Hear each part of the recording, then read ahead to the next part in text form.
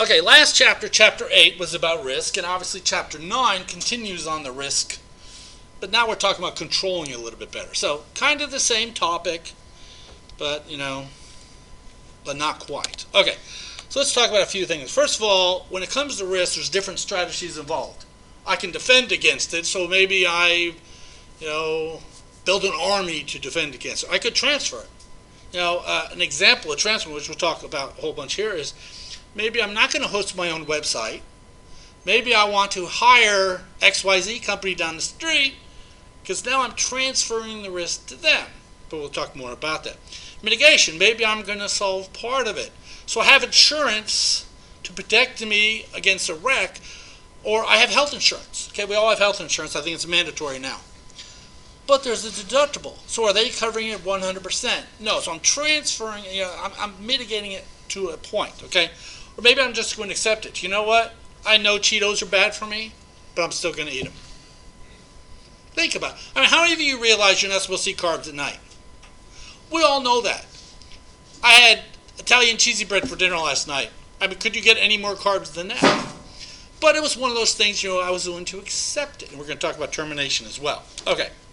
So, defense, this is attempts to prevent the exploitation of the vulnerable. I'm going to, I got a virus out there, so what am I going to do? I'm going to install a virus scanner. So I'm going to have some sort of defense against it, hence the last project. You all had to, hey, we got this problem, we got this file we're trying to download. Are we catching it? Okay, same kind of thing. Countermeasures, removing vulnerabilities, okay. Maybe I got a computer that hasn't been updated. Would you assume that has more vulnerabilities than one that was? Right. And in the forensics class, last week that project was delayed because of our software wasn't quite working right. It's still not. At this moment, still working right because William's so worried about updating all the, Windows updates to remove other vulnerabilities. I'm like, I just need it for this class, But okay. So also can think of it as avoidance. I'm removing that vulnerability, so I'm getting rid of it. I'm avoiding it. Okay. Couple different ways about it is, how about a policy, application of a policy? I got an email this morning, literally this morning, of another one of those trying to make me click on something. Okay, so what does our IT services do? They send out an email at least once a week now. Hey, there's such and such an email going around. Don't click on it. Okay, kind of like a policy. How about passwords? We all realize the blank password is bad. So how many places now allow blank passwords? Any of them? Do you know of any currently? No. I don't know of a single place that allows blank passwords. Why? Because that's bad. So they have a policy in place now to not allow blank passwords. So there you go.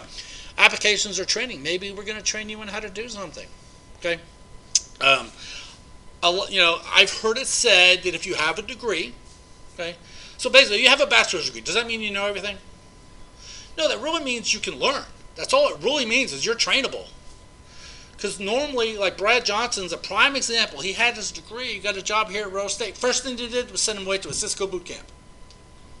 Because they knew he's trainable, but they want him trained in a specific way. Okay? So that's a real, that's what a lot of them do it, training education. Or technology. Hey, there's something brand new, XYZ on the market that's going to protect it against everything. We have an iron port firewall. That, spam, all this other stuff. Is it great? No, it still lets stuff through, but it does help us in some aspects of it. Okay, now Transferal says attempts to shift the risk to other assets, other processes, or other organizations. Like I said, we no longer host our website. So what would be the reasoning for no longer hosting our own website? Anybody? What do you think? Greater expertise outside of the organization. Greater expertise. You're hiring someone who knows what they're doing. Excellent example. But just because I'm hiring them, if Rose State's websites get broken into, is Rose State responsible? Yes, Say we are still somewhat, are we as responsible? When it comes to due diligence, they should have done their part as well, but ultimately it's still a Rose State website. Okay? Still is. Okay? Alright, some ways. Rethinking how they're being offered. A lot of places outsource a lot of stuff. I don't know if you realize that nowadays, but so much stuff is outsourced. Okay, a friend of mine, Sergeant Grid, I think I talked about at the beginning of the semester, who actually I just found out just sold his company, but he used to buy coins, the little military coins, the commanders would give them out, but he used to buy them from a company, then found out he could actually go to their supplier and buy them directly and save a lot of money. Okay, so in other words, he changed it. Where the services are coming from, he changed it, and you can do that stuff all the time. Another thing you think of is cost. I mean, what's the cost of a service? I have Liberty Mutual Insurance. Okay, I was asking my insurance company, man, I seem to be paying a lot. Can I get cheaper rates? Nope, best you can do. I'll go somewhere else. Well, I could go to, but the funny thing was, then last October we had our Liberty Mutual rep here, a different rep than I use. He decided to just run my policy for me, half price. So from the same company, I was able to get homeowners and auto insurance at half price compared to what my other company was doing. I was not a happy camper, and I really caused a lot of issues, and I'm still fighting with those issues. So sometimes, who's providing the services? And we talked about outsourcing rental. How about purchasing insurance? I go on cruises a lot. So if I'm going on a cruise out of Galveston, should I buy insurance? Yes, Why? because in case something goes wrong, you are covered. Okay, but now, here's my thought process. I'm going on a cruise out of Galveston. I don't normally buy insurance because I go down the day before. That way I'm getting rid of the whole problem. I'm going to be late for the boat because at a flat tire, well, I got an entire day. Okay?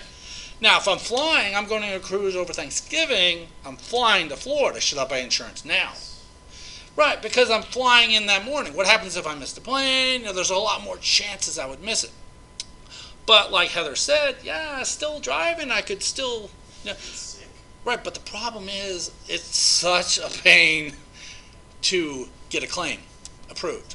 But, they're not that expensive, so, But how about car insurance? Should I purchase car insurance? Yes. Why should I purchase it? Is this the law? It's the law, okay? But could I be like my friend Steve, who used to be a student here, who would literally buy it for a month? Well, you could, technically. I mean, I could. So really, it's kind of one of those things. You're breaking the law, but you're not breaking the law. That kind of stuff, All right. Yeah. How about service contracts? When I ran my consulting business, I had service contracts with a lot of. I used to take care of the Marriott, the Cox Convention Center and Sports Center. I take care of their entire network for $500 a month. What it was is they would do the menial stuff when they needed help. They would call me, which was frequently. But I mean, it made it so they could.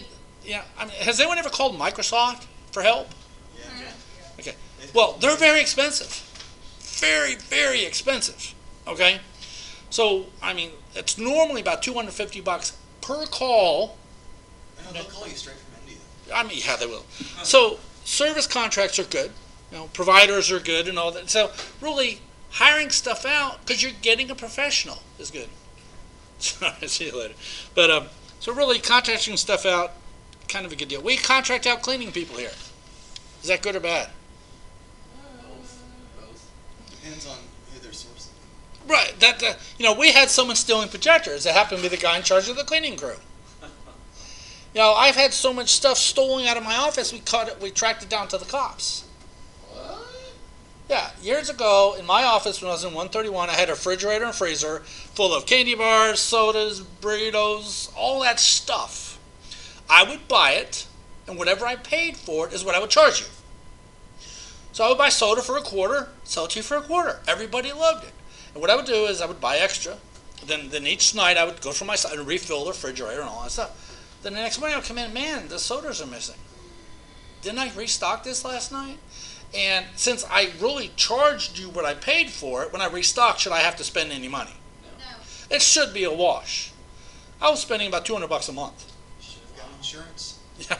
Well, it turns out I put a camera in there. Night one, I caught the cops walking in, grabbing a soda, leaving. A few minutes later, came back in, grabbed a burrito, cooked it in my microwave, and left. So I took the picture of him with his hand in the refrigerator, blew it up, posted it on my door, Rose State Security's a thief, sent it to the people in charge. That was on a Sunday morning, I think. I got an email Monday morning, would you please remove the picture? I'm like, it's not a lie. They said, we realize that. He hasn't been fired immediately. And they fired him, and they're like, how much money do we owe you? I'm like, I don't know. So they paid me $50. I mean, but my point is, you don't always know who you're hiring. Okay. What do we hear about the cops nowadays? They all suck. Yet They they're just not. kill people for no reason. Exactly, they kill people for no reason. But there's a lot of good cops out there. There's a lot of good, there's good and bad in every area. So you really need to watch it, okay? All right. Mitigation, attempts to reduce the damage caused by a realizing incident or disaster. So maybe I'm going to come up with a plan. You guys already did some of this. Disaster recovery. Something happened. How are we going to live? Okay. You like how long he was in here evaluating me? What was it? 2 minutes? 5 minutes? I was a second away from pulling in. Oh, Captain, my Captain. Oh, yeah. So he probably didn't have a clue what I was talking about, but he doesn't have to evaluate me. I'm not required. He just wants to know what all the faculty teach. So okay. So disaster recovery plans, business continuity plans. Something happens. How are we? What was it? Last year, a school burned down, or this year's elementary school burned down. Burn went down every Okay, and last year we had tornadoes, took out a couple. So does that mean if we have something happens, we'll say in January, school's out for the rest of the year, you're done, you'll graduate? No, you can't. What? You have backup facilities. You have backup. In other words, you have some way of continuing to function. So Okay. what did they do when they canceled Deer Creek for the rest of the year when there was like 2 months left and they just said school's out, have fun, a great summer, whatever? Yeah, well, first of all, a lot of stuff they do doesn't really. There's a lot of extra time put into those schools. That's why they had professional development days, and they probably said, for these certain classes where you need these certain amount of hours, we're going to have a Saturday workshop. I've seen that so many times. Yeah, there's ways around it. But But I think it was like a couple of years ago when Deer Creek School got damaged enough by the thing. Yeah. Just like, they probably looked at it and said, it's kind of like a textbook. I don't know if you realize this. I'm supposed to cover 70% of any textbook in the class. what textbook? Whatever. Okay. Whatever textbook. Whatever class. So does that mean so do I have to cover it all? No. Does Deer Creek have to cover all the days? No. They just have to do a percentage of them. And that's also, like in college, if you think about it, we have online classes now. It used to be attendance had to be taken. Now attendance has to be taken unless it's an online or hybrid class. That's literally what they say. I was taking online all the way back when I was in high Yeah. So things change. Okay. All right. Let's continue. Your mitigation depends a lot on your supply. Like for government suppliers, the government's already spent so many tens of millions of dollars vetting them as the trusted supplier. They can just purchase an insurance policy Exactly. because they know Right. they're getting the re-up. Right. That's, and if you think about it, how about bonding? You know what bonded people are? Like, I had an electrician come out and did some electrical work when they put in my solar panels. They were insured and bonded. That means they've been tested, they're going to do good work. But he opened my circuit breaker panel and he's like, oh shit. He said, there's no way in the world this will ever pass. He's like, because what it was, the guys before, I guess, weren't. Because I didn't do the work on it, other people did. He's like, this will never pass. So what he ended up doing was he actually wired it directly into my meter with approval, and actually even pulled out my meter and put it back in with the OG&E's approval. That way he wouldn't have to touch my box. Because that way, if they come to inspect, they're only inspecting his work, which is outside. So I haven't told the guys to do that. I'm willing to pay you to fix this because I would like it done correctly. But, it was funny. So, all right, let's move on. Okay, so acceptance is a decision to do nothing to protect an information asset from risk except the outcome. I'm not going to do anything. I'm just going to accept it. If it happens, it happens. Small business. Right. Okay. I ran a small business. I was not bonded or insured. My son ran an alarm company or worked for an alarm company. He had to be bonded and insured. So it really depends on where you're at, what company you are. So now, since I wasn't bonded or insured, what if I screwed something up? You'd be personally liable. Exactly. Ken Dewey would have to pay for it. We did lots of projects all over. And I even had a lot of students help. One of them was we totally rewired the law firm, Shaw, Wiggins, Margo, and Butts, down on the 31st floor of the Oklahoma Tower. Students did that. We installed 60-something drops all over a weekend. Did a great job. Guess what I heard back from it all? The only thing I heard was someone left a pizza in the office. Like, are you freaking serious? Pizza? Well, I brought pizza for everybody to eat. Somehow, there was a pizza box left on a table in one of the offices. Wah. All I heard, I didn't hear, wow, it works great, it's wonderful, and we appreciate the free work. All I heard was this pizza box. I'm like, are you freaking serious? Ingrates. They won't care until it malfunctions. Yeah, exactly. All right. That's your basic- So it says acceptance is recognized by as a valid strategy only when you have determined the level or what you're willing to accept. Okay. Us being a public institution, we probably accept a lot more risk than not. I'm going on a. I would say that precludes them actually knowing how much. Well, I've used rental cars before from Road State, and I've even taken Road State vehicles on trips before. Road State is self-insured. So when I go on a trip and get a rental car, I have to purchase all the insurance offered. So when you ever got a rental car, they're like, you want to buy that? Yes, whatever. Just put it all there. Because Road State has no insurance. And if Ken Dewey wrecks a car in the middle of who knows where, they don't want to be responsible for it. Now when I take a Road State vehicle, if I wreck, then it goes, Road State has a no policy, but they're self-insured. Because they're realizing if Ken Dewey wrecks a Road State van, the odds of it costing a lot, it's not going to. And even if it did, it would be cheaper than hiring someone to insure the school. Can you imagine? Okay, you buy insurance on your own vehicle. You know how hard that is. But what if you're buying insurance on a vehicle where any number of people can drive it? They're gonna go with the most expensive. Right, because when you get your own insurance, they check your driving record, they check all this stuff. When I go get a vehicle from Road State's inventory like I am in 2 weeks, are they going to check my driver? No, they're just going to give me a vehicle because I'm an employee. So you can see how it would be so much harder to insure that. Okay? All right. So acceptance is a valid strategy only when you realize what it's going to cost and you're willing to accept it. And you have a thorough cost-benefit analysis. We're going to talk more about that, but here's how much it would cost to buy insurance, it would be the benefit. Here's how much it would cost to not buy insurance, and here would be the benefit. Okay, so that really needs to look into. Okay, it says determine the cost and controls of risk to a particular function, service, collection of data, or information asset do not justify the cost of implementing and maintaining controls. Okay, you really need to look at what it is and is it really worth it. Okay, you don't always like. Again, do I want to insure this pencil against breakage? I could. I probably could. Was it Beyonce insured her hair for $4 million? The rumor was J-Lo. Okay, J-Lo. Or whoever it was. For $1 million, but that wasn't true. But if my job was to fill in Scantrons all day, and it was a very important job, massively important, I might want to insure this pencil. Because if this pencil broke, I couldn't fill in my Scantron, and then we couldn't do whatever. Yeah, but that might break.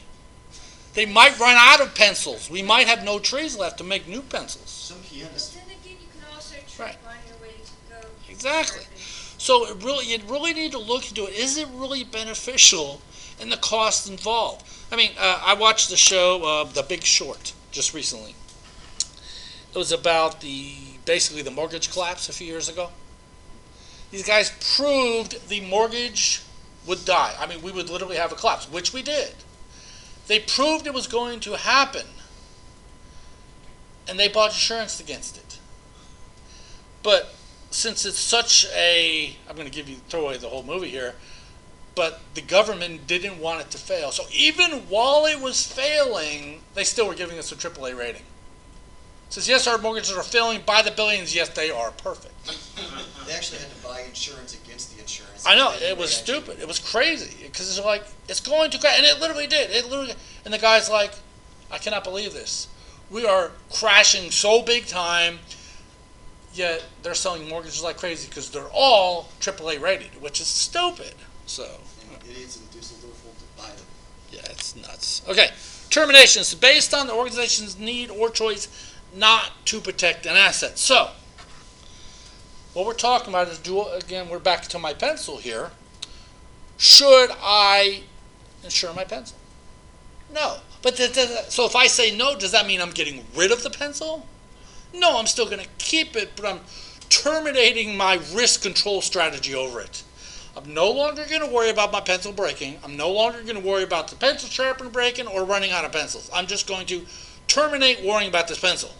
Not necessarily build a future fund to replace it. Maybe buy more pencils or have us stockpile pencils. Kind of like I was watching a video about a guy who sells raisins. I think it was raisins. Is it raisins? I think it was raisins. And the government is forcing him to sell them raisins to keep on stockpile at this ridiculously low cost. And he's like, no, I don't want to sell you raisins at this cost. I can sell them for 4 times the cost to everybody else. So he would not sell them to the government. They actually sued him and won. Because the government says you will sell us raisins at this price. That's the stupid thing, you know. So termination, that's another way of looking at it, but it does not mean we're getting rid of the pencil. It just means we're going to terminate our strategy to protect the pencil. Okay, big difference there. Okay, risk appetite. How much are you willing to accept? Okay, obviously we're willing to accept the pencil, but are we willing to accept the loss or the infection of this computer? Probably not. That's why we have warranties on them. That's why we have antivirus on them. Okay, and I gave you a picture here. So I have Carbonite. This is actually the backup service that I buy for my office. I pay for it personally myself. What should I buy, you think? Should I buy the 1-year service, the 2-year, the 3-year? Or should I buy the personal plus, or should I buy the personal prime? Anybody give me an idea? What do you think? And it'll be cheaper the longer period you buy it. Obviously, longer is usually better. Use period. Okay. But do you know enough yet? Well, what does each one of them actually cover? Maybe we should look at the comparisons. Oh, I meant to ask you about that the other day. Yeah. Will they, because I'm assuming like if you have terabytes of file, do you have to download all your material, or will they send you a disk? I think their download, I don't think they provide disk, unless you're one of the other plans, like Business. Courier Recovery Service is covered in the personal, the second one from the bottom. Okay. So again, now that we can look at the comparisons of them, should I go with the personal plus, or the personal prime? How often do you break your computer? Depends. Do you have Macs?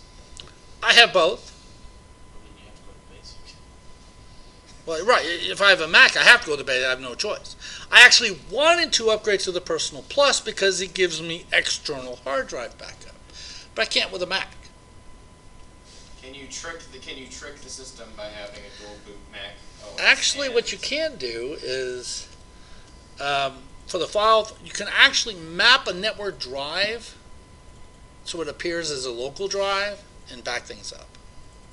Because if you look here, I'm actually, okay, I didn't show you that slide. I'm going to show you another slide in a second. So really, with a Mac, no choice. With a Windows machine, since this is my work machine we're talking about here, I do have a choice.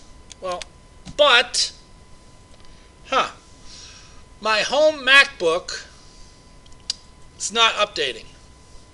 My office is not updating either. Should I buy them? I mean, that's literally, I printed this morning, or screenshotted it. Since I'm not using them, should I even do it at all? What are their terms of their service level agreement? They will keep the files as long as I pay the money. So if you look at it, my MacBook was updated March 23rd of this year. My Windows was updated March 28th of this year. So how old are they? They're not very old, so I'm still using them. They might not be up to date today, but they're darn close. They're within 2 weeks. Actually, it's within 1 week. Just a hair bit over a week. So, I mean, this is stuff you need to think about. If I'm paying for something, they keep telling me, hey, it needs to be updated. See, the problem is, in my office machine, I reboot, it works fine, then quits after a while. Same with my Mac. I contacted them, and their troubleshooting sucks. Have you tried removing it and reinstalling it? Tired of removing and reinstalling. I actually had an issue with my remote. I have an online thermostat at home that has remote sensors, but I got this one in my office that keeps going offline. Obviously, they always tell me, have you move it closer. I'm like, I have one that's farther away. So this time, I actually submitted a help request Saturday. I'm like, it's going off and on again. Don't tell me to move it closer. I have one that's farther away. They're like, we understand, but it could be interference with the device. But really, so should I buy it or not? What do you think? You should use Google Apps for work. Yeah, but how much can you back up with? I mean, look how much. Okay, my It's unlimited. MacBook alone, I've backed up 131 gigs. I've got a few terabytes in my Google Drive right I would still say back it up because it's better to be safe than sorry. My work, I'm backing up 1 terabyte, 1.5 terabytes. What's Google Apps cost you? It's more than now. that. It's I don't know, $5 a month. Yeah, but but for how much space? It's not unlimited. It's unlimited. Oh. I have terabytes in my Google Drive. Google Apps for what? Google Apps for work. I'll have to look at it because I seem to remember looking at it and it did have a limit. I'll have to look at it. Okay, but so yeah, I'm going to do it. But see, the bottom one is expiring. It's not on the screen, but expires 2 months. Yeah, 2 months from now. So probably need to update it. But okay, so let's continue on. Okay, residual risk is the amount of risk that remains after we've implemented policy, training, controls, safeguards, so on and so forth. Okay, so that's how much is left over. So we've done all we can to protect this machine, but we still have stupid people using it. Is it bolted down? Yeah, we've tried training them. We've got a policy in place, but still, it can be. Like I said, it's not bolted down. I could walk off with it. So that would be residual risk. Okay, our doors are unlocked for many hours. I mean, the outside doors. You know that TV we got in the hallway? When we put the original TV up there, it was stolen within like a week. Love it. We were actually upstairs in a meeting. Someone came in, chopped the lock, actually threw the bolt cutters around the corner and took off with the TV. So, it's just the risk. So, okay.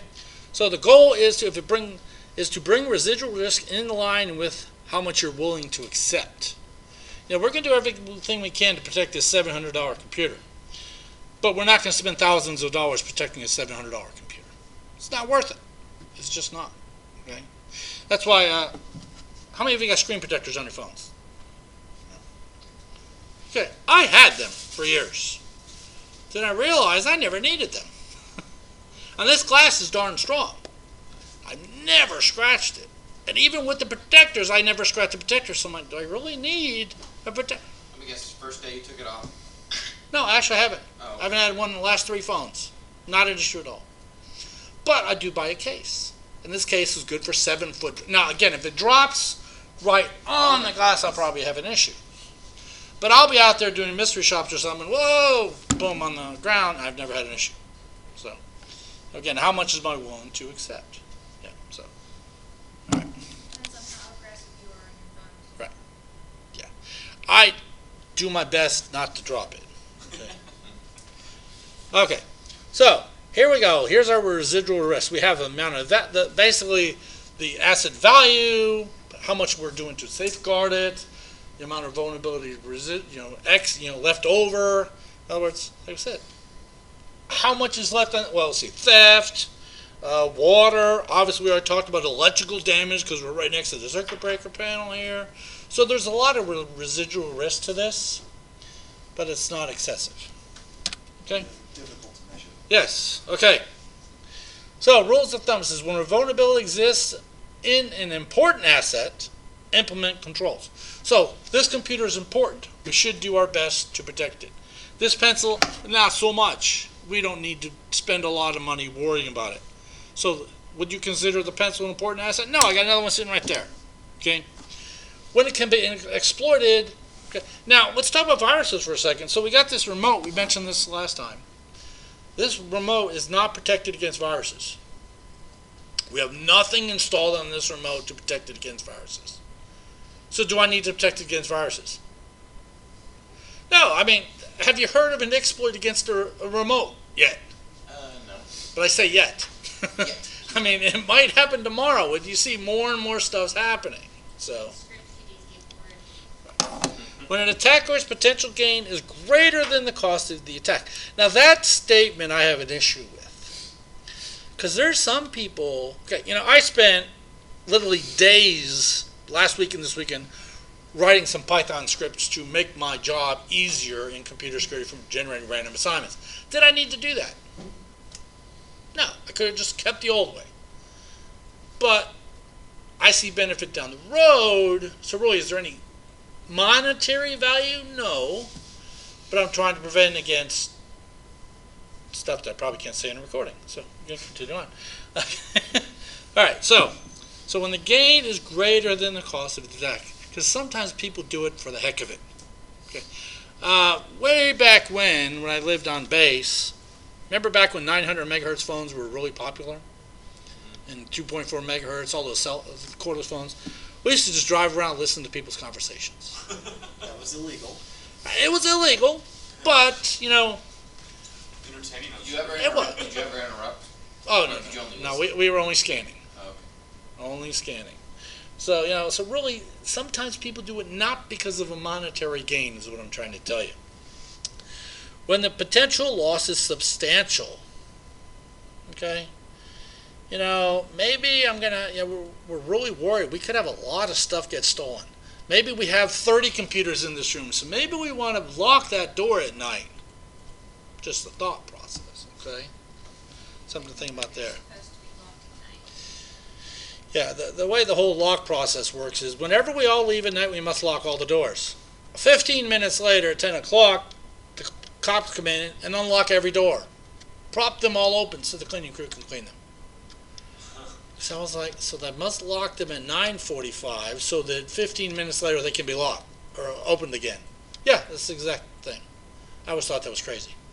Just crazy. But okay. So here's some action points. We could design. No, look at that first one. It says asset design right here. If you can see where my mouse is. Asset design. Is it vulnerable? Yes or no? It needs to say vulnerable today, because it might not be vulnerable today. Might not be exploitable today, but it might be vulnerable or exploitable tomorrow. Okay. So if it's not plugged into a network, I would assume this computer will be a lot less vulnerable. But once I plug it in, now it's more vulnerable. That kind of stuff. Okay? All right. It says once control strategy has been selected and implemented, it says control should be monitored. In other words, we're going to keep watching it to see what's happening. Is it working? Is our antivirus working? Okay? This is my antivirus for my office machine this morning. So this history came up. And actually my machine is saying it's potentially a risk. So do I need to worry about this? Depends. It's PW dump. I don't know. PW dump is a part of OpCrack. And since I've already chosen to ignore OpCrack, I would probably assume this will be okay as well. But I'm not going into my virus scanner and told it to ignore PW dump. I just did OpCrack, so I probably need to go in there and tell it to ignore PW dump, because that's part of OpCrack. Yeah, I would assume that it would have just done the whole file path, but it didn't. Okay, so really, it makes you think, am I at risk right now? Am I truly at risk? I would say yes and no. It is a risk, but the reason I'm using it, I would say no.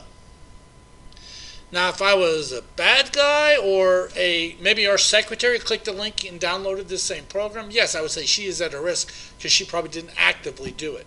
But since I'm the one who actively installed it, I'm waiting for them to come over and ask me about it. They will. They will. But I actually called them. I called the guy in charge of this. Says, okay, I need this permission to do this, and he knows why. See, originally when I started doing this whole cybersecurity thing, Rose State was freaking out. Oh my God, they're going to kill the world. Says, actually when I asked for the ability to add the exclusion, the first thing they said was, can't you just do it on a virtual machine? Or on your protected network? I says, yeah, but I'm here trying to get this assignment ready for class. I don't really want to have to go do it on an external every time. So they were okay with it. Okay, cost or feasibility and cost benefit analysis. Cost avoidance, the money saved by using a defense strategy via the implementation of a control. Maybe I don't want to implement something, so I'm going to do something else instead. I'm not going to implement a virus scanner, but I'm going to physically watch you click every link. Make sure you're safe. Probably not the best plan. Okay. This is eliminating the financial ramification, but again, are you truly eliminating it? Okay. Before deciding on a strategy, you must explore all readily accessible information. Again, that stuff changes as well. It's always changing. Okay, what's available out there. Okay, economic feasibility, most common criterion used when evaluating a strategy. Can we afford it? Now, I really can't afford to protect this pencil, so maybe I won't. But I can afford to protect this computer. Okay, kind of stuff. Feasibility analysis being by valuing the information assets and determining the loss of the value. So, cost-benefit analysis. Says, actually we're going to look at it here on the next slide. So, the cost of an item. Okay. So, items that are affected by the cost is maybe the cost of development of something. Maybe I'm building my own hardware. That would probably be different. Maybe I'm writing software, I'm providing services. So the cost, you don't have to think of cost as just the cost of this computer. It could be whatever. Maybe when I ran my consulting business, my cost was the service I provided. Okay? So it's really, you can't look at it as one item. It could be hardware, it could be software. You think Microsoft, if you look at it, Apple writes software and hardware. Microsoft focuses more on software. Do you all agree with that? It's Okay. shifting again. Yeah. It does change. They got, the Surface. They have some tablets now. But really, some people out there just provide services too. Okay. Carbonite. Are they providing me a piece of hardware? No. They are providing me a piece of software, but it's really the service I'm buying. Okay. Okay. Training fees. It's important to train people. A lot of people in school because of that. Okay. Cost of implementation. We bought PeopleSoft.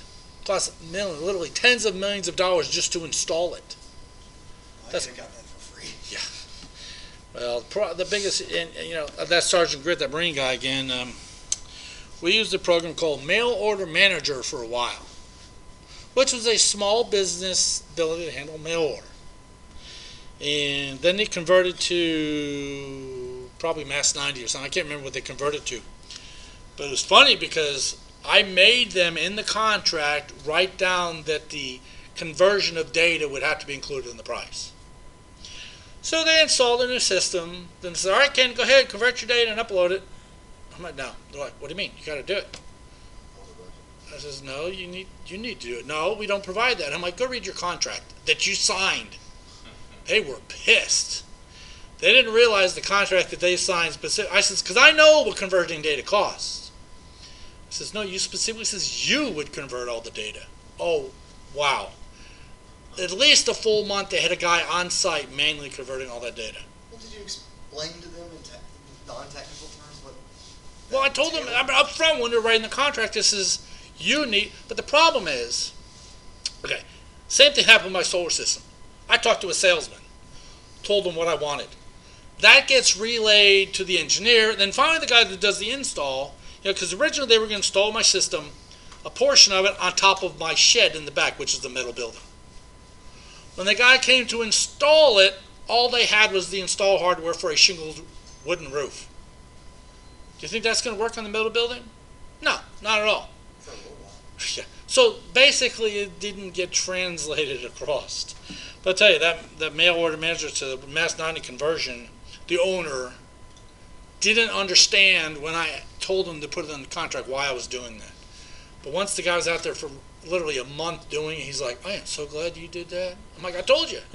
I'm not doing it. You're not doing it. Because, that's a big, big issue. Okay? High charts are still a thing. Yeah, it's crazy. Okay, service costs. Okay? Vendor fees or maintenance and upgrades. Prime example here. We buy Camtasia. Obviously, I use Camtasia. So we pay a service fee every year. It's like $23 per license. Means we get free upgrades and free support. What do you think? Good idea. Now, we also do the same for CorelDRAW. Okay? Not CorelDRAW. WordPerfect. Corel WordPerfect. But, Why? well, because it's used for legal. But we got all new legal people here today. Here now. And so I know Ed Wolf used it and our legal people used it. So this year I asked Ed, because I'm like, Ed, do you really need, he goes, well, technically I haven't used it in 2 semesters. So I went to our legal people. I'm like, do you use WordPerfect? No, we don't use it. So should I renew it? See, last year I said don't renew it as well. But the vendor kept contacting me, right, it's running out, you really need to renew it, so they renewed it. So this year when I submitted the request, I listed it with big comments, do not renew this, have talked to everybody, we no longer need it. That way when she gets the call, and notice, Ken didn't put in a request for it, but there's a comment of why Ken didn't put in a request, she might not purchase it. Sometimes it's still good to purchase something It is. unnecessary, otherwise your budget shrinks. And also, again, back to Camtasia. I bought it when we had 22 faculty members. I bought 22 licenses of, say, $200 a piece. But the maintenance is only $39 or $30, whatever, a very small fee. And for the 22 licenses, that means Ken Dewey can install it in Ken Dewey's office and another location. He can install it at home, install it in the classroom, can install it wherever. So really, I'm getting double the licenses. Now we only have 14 faculty members. Should I delete the rest of the licenses? Because we might hire more faculty members. And the $30-something, that's a lot of years off the $20 to $200 price. And this way we can use it for adjuncts, and I can share a few extra copies with people, so I continue to purchase the 22. Can you reuse licenses, like if someone were to be fired, can you Sure. distribute that Yep. license? Yes, I could. Sure, that's what But I feel better. See, now we have more adjuncts than we do faculty in certain areas. So it's like, now I can legally give it to all my adjuncts without having to worry about breaking licensing agreements. And this year I actually asked them, hey, can I use some of these Windows licenses on Macs? Because we have licenses for both. And she's like, sure, go for it. So they sent me the quote. I'm like, it doesn't say I can use it on Mac. I'll just do it. I'm like, can you send me that in writing that really says I can use it on both? She goes, okay, fine. So she says, Windows license can be used on Mac and whenever you want. Because I could just see, The loss. how come you're using 3 Mac licenses but you only bought 1? Well, now I have proof. So, because I was kind of looking for that. So, all right, so maintenance, good deal. Okay. All right. Benefit. What is the benefit? What benefit am I getting from this pencil? For me, not a darn thing. I don't use pencils. But the computer, quite a bit. Okay?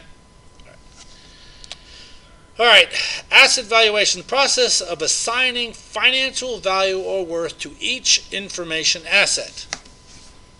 So, is my pencil an information asset? I could see it either way. I could see yes and no. I write with it, so really it's producing information. But I would say majority of people would not consider this an information asset. Okay? It's one of those things, if you ask one person, you can get a definite answer. Ask 20 people, you'll never, ever decide on it. Okay? All right, now the computer, obviously, I think we would all assume that this is an information asset. I mentioned last week how we talked about costs, like this monitor is not tracked in any way because it's less than $500. I don't agree that we should no longer track it. But it's not up to me. So really, you guys, Stop telling people that. at the end of class, you can walk off with it. But I'm just saying, it's tough, okay? So cost been selected by any or all the associated. It could be the development, the installation. If you're buying custom software, yeah, I would say the development cost is pretty high, okay? Maintenance, protection, and recovery, defense against loss, lots of things, okay? How about replacing a network switch? Okay, it might be pretty easy to replace a network switch. But what about the configuration of that network switch? I mean, just buying a switch is easy. I mean, if it's a dumb switch, no problem, you just plug it in. But actually, even our dumb switch upstairs, remember at the beginning of the semester, Heather, when Roy just unplugged every damn cable? Couldn't get it to work for nothing. And I finally went in there and plugged them in correctly. Ta-da! It started working. So installation is also an issue sometimes. He said it didn't matter, and he had me plug them in and said it didn't matter. So Yes, it does matter. Yeah, a lot of times people, that could be one reason I get paid more than that. I'm just wondering. Okay, other costs. The dollar value in market share. I was talking to Vic this morning. Vic went up to OSU IT Friday. And it just happened that OKCCC had some people up there visiting. So he sat through their little presentation, and they kept trying to convince them to leave Rose State and go to OSU or go to OKCCC to finish up. And Vic's basically, I'm graduating in the semester. No, I'm not. And Casey went with him. He says Casey put it to him in layman terms that, first of all, Ken Dewey's reputation is a lot better than everybody they have over there. Our program has better, basically we have a better program. And even the head guy in charge said the same thing. He goes, I have a student, I don't know why, he's enrolled in computer security there, and he's already had it here, which I don't know why. Because if you take computer security at Rose State, you do not need it again at OSU IT, because you have the material. Bigger. But if you take it at OKCCC, you need to take it again. But this student's actually actively taking it at both schools right now. I'm like, Wait, what? because he asked me a question on assignment. I'm like, which assignment in which class? He goes, it's assignment such and such as OSU IT and such at Rose State. I'm like, you're enrolled in the same class twice? No, they are slightly different, but not enough to make a difference. So, all right, here's the cost of my pencil. $1.69 for a dozen. Which website is that? That's Office Depot. So you says on pencil, Office Depot. Wait, you can order. So you can order one pencil. No, this is a dozen. No, it's for 12. Oh. $1.69 per dozen. So I actually brought this up this morning. So again, should I protect this pencil? No. No. So like it says here, the dollar value of it. And what about with this pencil? I mean, the market share? No, it's not going to help anything. So I would not protect it. Okay. Well, you could say the same thing about a hard drive when they have a flood in Thailand. Yeah, that's true. I mean, yeah, those are getting cheap too. How about memory? Does memory cost a lot nowadays? I It think depends memory. on the machine. It depends on the memory. Yeah. I bought 600 megabytes of memory. 600 megabytes. No, I'm sorry, 16 megabytes. 16, not 16. But 16 megabytes for $600 years ago. Now it's, what do you get for $600? $600. Terabytes of memory, probably. Yeah, you can get a Something workstation. you can never use. Exactly. Bill Gates once said you'll never need more than 64K. Yeah, I know. It's crazy. Okay, so here's some different approaches. Value retained from the cost of creating the asset. In other words, I'm assuming if I was creating this pencil for the very first time, it would be darn expensive. Or even if I was creating this pencil today, but Ken Dewey was doing it, it would still be expensive. But I can buy it someone cheaper, somewhere else. Value retained from the past maintenance of the information assets, So, what would it cost to keep something up and running, This is value implied by the cost of replacing it. So if I replace this computer today, is it done? Is that all it entails? Bringing in a new computer, opening the box, and plugging it in. No, it has to be configured. It has to be added to the domain. So does that stuff cost you money? No, it doesn't. It costs money in people and time. I mean, I'm not paying any money. I'm not, here's a computer. Here's 85 cents. Plug me in. But I'm paying time for a work study or other people to do it. How about value of providing information? Way back when a VIP insurance company needed a VPN set up between the oil building, which is on Northwest Expressway, and an insurance building up North May and Danforth. No, North May and Britain Road. They wanted a VPN set up. It was using a speed stream router, full command line, no GUI. Needed it done. So Ken Dewey was hired to do it. I charged him $600. It took me about a week. I did it. What I did is I actually did it, and I wrote a script to do it so I could do it again. Because they originally said they wanted me to do 2 of them. So when I did the first one in about a week, or whatever the time period was, they were like, whoa, $600 seems a little expensive for that. We'll do the second one ourselves. Like, go for it.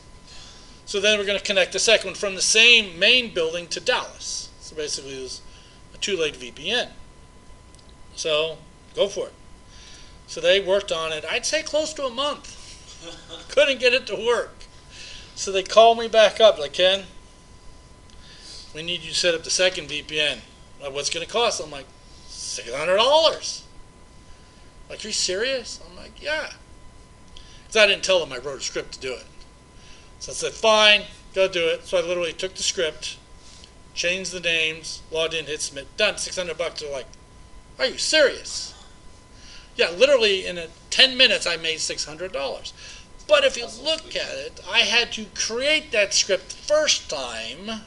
So really the cost of, Training. implementing and training and figuring it out, So, I literally wrote the Python script this weekend or last week to generate the knapsack assignment.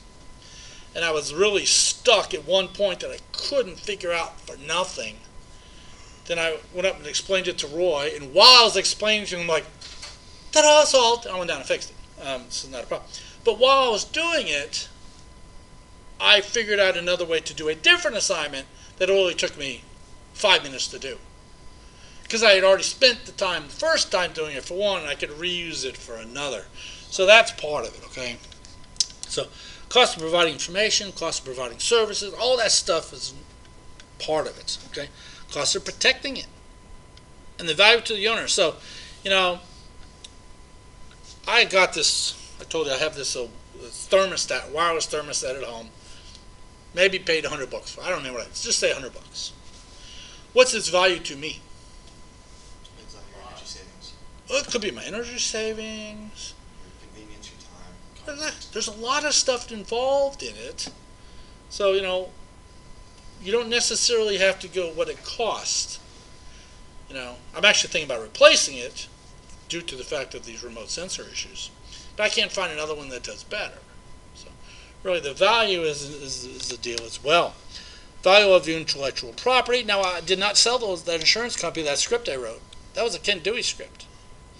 But when I teach a class for OSU IT, guess what happens? All the course content I use really becomes theirs. So they have the ability to copy and use it now on their own. And they are. I did not realize it, but some of my friends and stuff, they're actually using it in another class, which I don't care about. Except that sometimes I change stuff. So when I delete stuff, and then the old stuff no longer works, and it's like, I didn't know anyone was using this. Okay. How about value to adversaries? Watch the movie Paycheck, where the guy reverse engineers stuff. Okay. Other people, it might be very valuable for them to know what you're doing. Okay. Loss of productivity. I'm paying people so many dollars. I actually, where the Warren Theater is. Freddy's out, kind of out in front of it, frozen custard and hamburger joint. This is a few months back. We went in there, and they were having a computer issue that day. So we went in there to eat. I literally walked up the counter, and I'm like, yeah, I want to order a patty melt and some fries. Can't. Computer's down. I'm like, they're literally turning away people one after another, losing all this money. So I'm like, it's $4.99. Tax, you got a phone in your pocket, you can figure it out. I can't. I'm like, you can. It's not that hard. Why can't you? Can't do it. Can't do any sale without the computer being done. It says you can't take a piece of paper and write down, I sold a patty melt, $4.99. No, can't do it. So how much money did they lose that? I don't know how many sales they lost that day, but that was some. Well, is it an authentication thing, though? It could be. But sometimes, write it down, but I also stopped yesterday. I stopped at Little Caesars on Douglas and Reno, basically. And I like their Italian cheesy bread. So I went there and I said, hey, do you have any Italian cheese bread hot and ready? Oh, yeah, we do.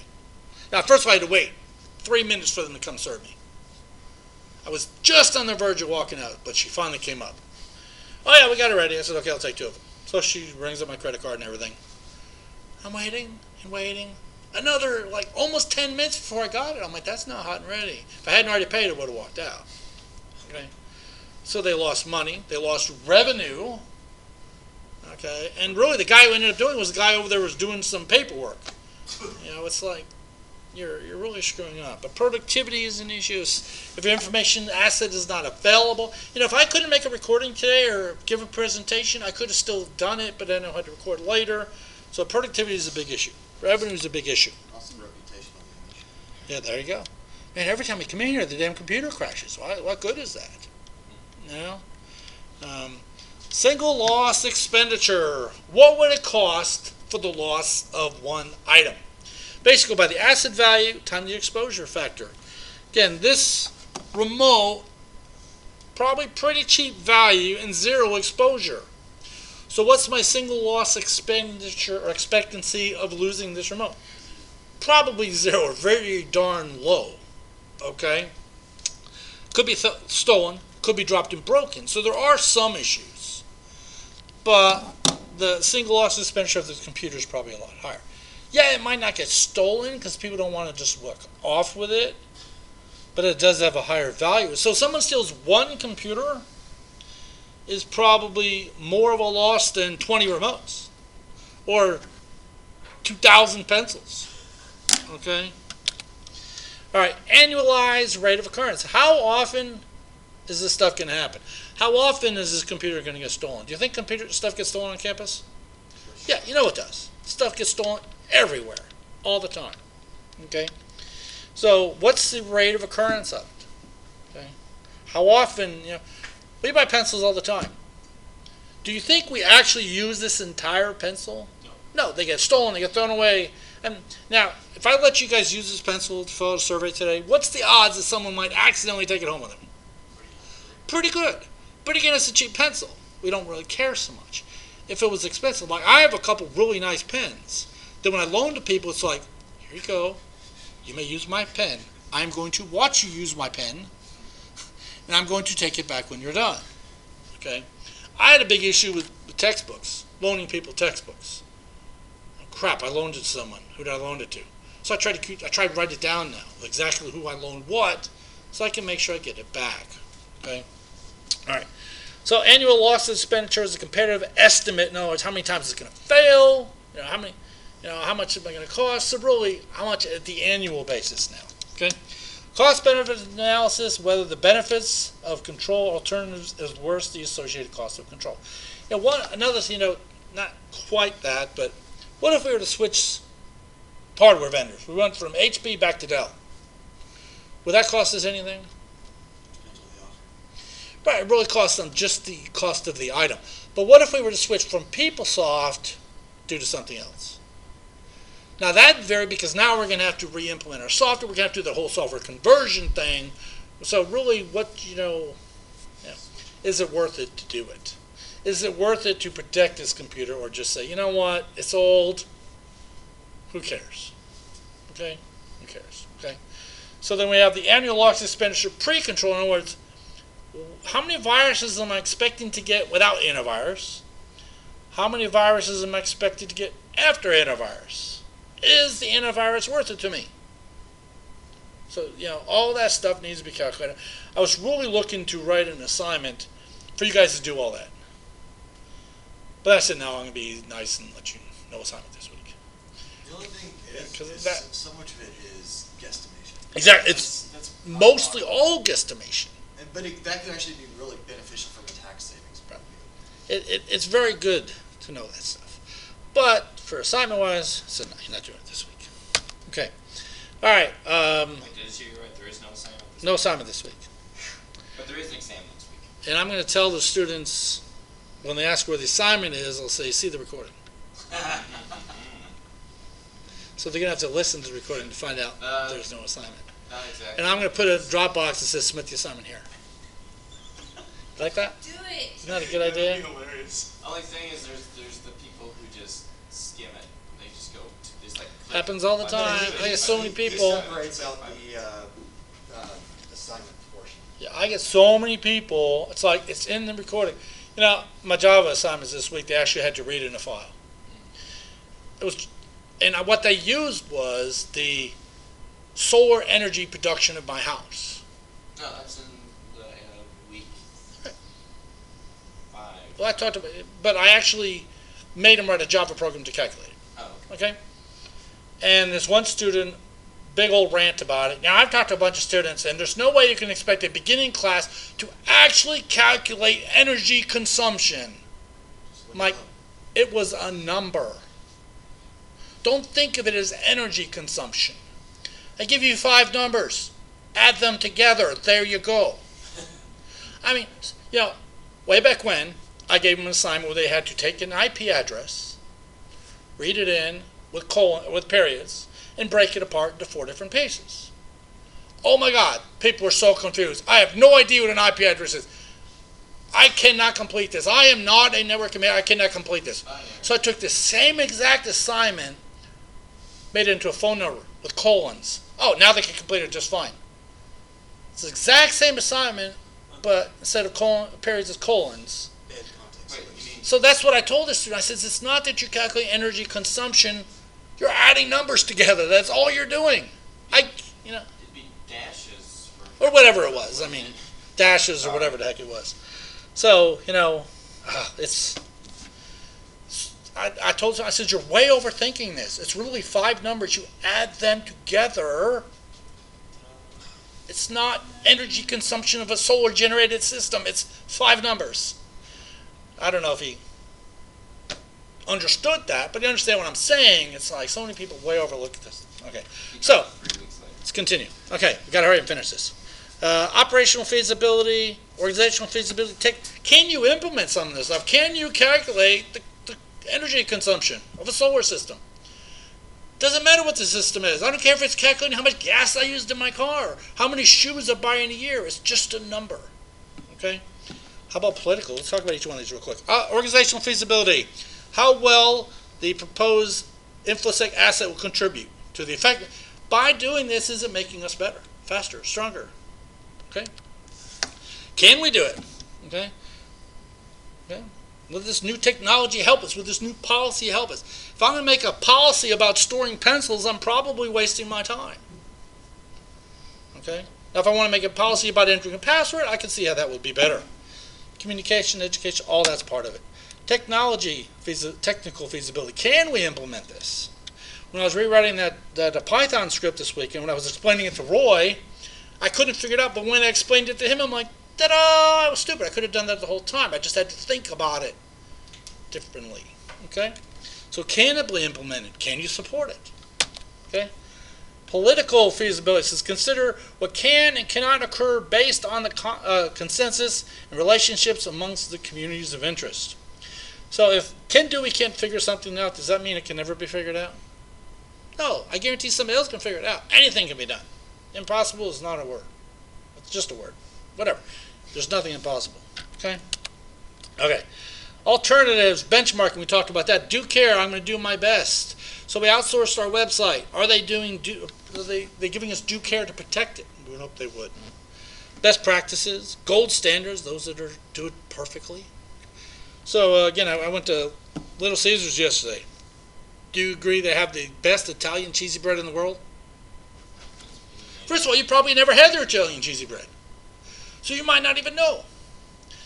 But considering that's the only place I've ever had it, is it the best? At this moment, it's the best. So things could change. Is it the gold standard? Of all the places that I've eaten it, yes, it is the gold standard. But it might change. Okay? Okay. Government recommendations. Sometimes the government tells you stuff to do. You must buy car insurance, yes. Okay, a baseline is derived by comparing measured actual performance against other categories. Okay, recommended practices says if you can put in one safeguard, you decrease the risk. So maybe I can't protect everything, but I'm going to protect a portion of it. That's better than doing nothing. Can you imagine we said, there's no way I can prevent against every single virus in the world, so forget it. It's a stupid idea. Okay. It says organizations may look for a more straightforward method of implementing controls, okay, other ways of doing it. And we're going to start talking, and we're actually not going to go over all these because we don't have time. But there is a bunch of different measurement of controls. The Delphi technique, Octave methods, I'm not going to go through these. Microsoft's a method. There's a FAIR Part 1 method and Part 2. Okay, so a lot of different ways of protecting. And ISO standard, International Services Organization, standards. So, and they cover the same aspect as well. Okay. All right, and I think we're just, and then this. Okay, we're just about to other methods. Europeans. You think Europeans use the same way as we do? Heck no. Their cell phones work. I was actually in the British Isles. My phone worked everywhere except for the ports because they block cell phones in ports. I don't know why. It's not that big. It was crazy. Okay, so a bunch of different ways. All right, so that's the end of this chapter. Okay, refer back a while back about the assignment. All right.